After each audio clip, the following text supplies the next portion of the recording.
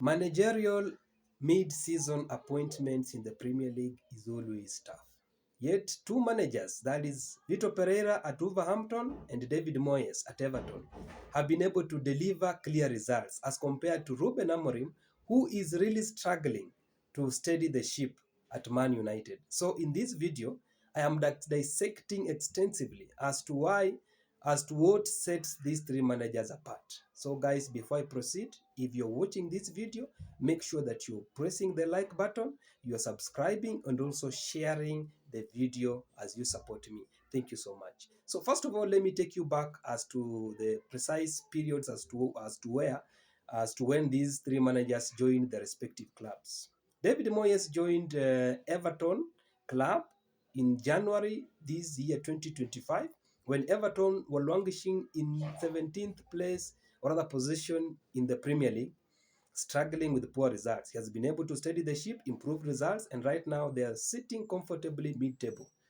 Vitor Pereira at Wolverhampton joined in the month of December when Wolves were 17th in the league, struggling and also fighting for relegation. He has improved every sector of that particular team, and right now he has made them very dangerous on counter-attacks. He has changed and turned them playing again with the discipline. Right now they are also sitting and they have been able to avoid relegation. Ruben Amorim joined Man United during the month of November, and up until this particular moment or hitherto, poor identity, poor results, and questionable decisions like putting Harry Maguire up front the way he did during the semi-final Europa match against Olympique Lyon. Now, let me clearly explain to you why these two managers have been able to outsmart, or rather what they've been able to do upon arriving at their respective clubs that Ruben Amorim has been unable to do.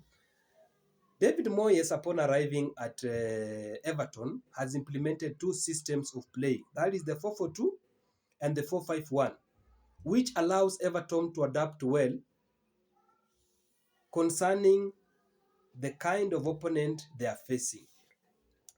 Vitor Pereira, on the other side at Wolverhampton, upon arriving, he implemented 3-4-2-1 system with a backline of three defenders, which has really stabilized the defense, reducing the number of goals conceded per match.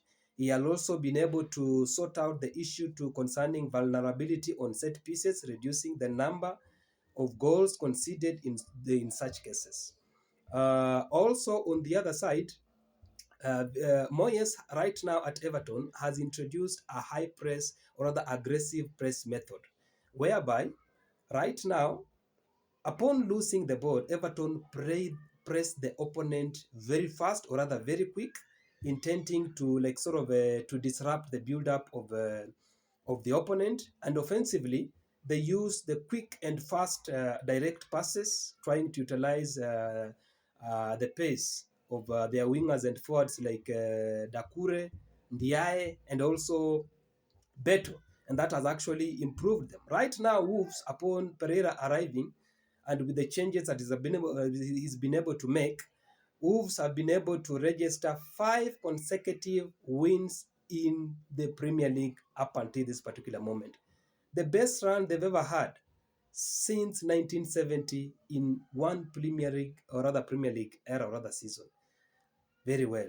Now, I want to focus on a few aspects among these three managers that actually is trying to set them apart, especially Moyes and Vitor Pereira. What is actually setting them apart from Amorim? Number one aspect is style adaptability, manager style and adaptability. Now, Moyes and Vitor Pereira are very pragmatic managers who adapt well to the tools at hand. They simplify the game and they focus first of all on the structure, that is stopping the bleeding. Whereas on the other side, Ruben Amorim is actually a more of a philosopher manager who comes with a defined style of play, that is 3-4-3, that actually focuses on positional interchange and high demands. And this Man United squad isn't built for that, and this takes time.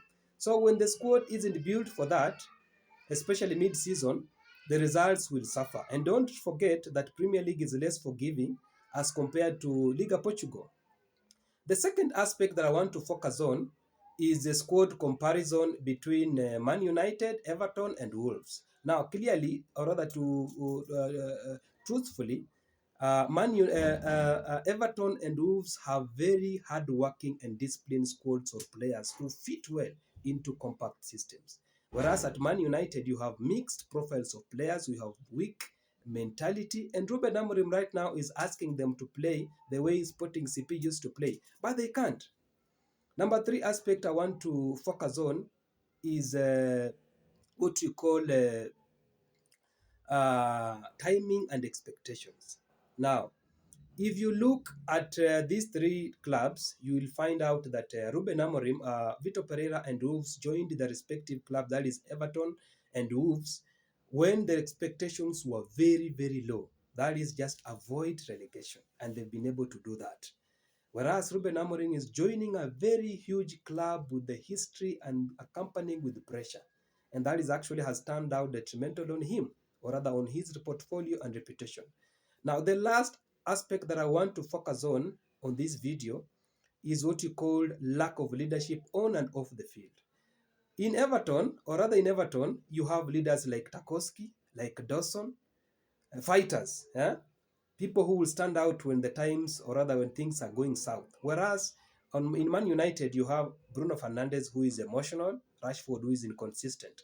And you see, this is actually turning out detrimental on the Ruben Amorim's management. Now, above all, I usually say a project is not all about patience. A project is all about results or other progress. If there is no progress, there's no project. It's just failure with the nice packaging. So at this particular moment, I think Ruben Amorim needs to do something quickly, to adapt quickly and change things to grind out results.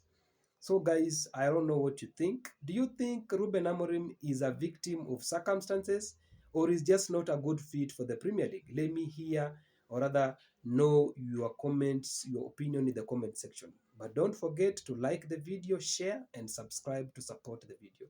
See you. Thank you so much, and see you for the next video. Thank you so much. Bye.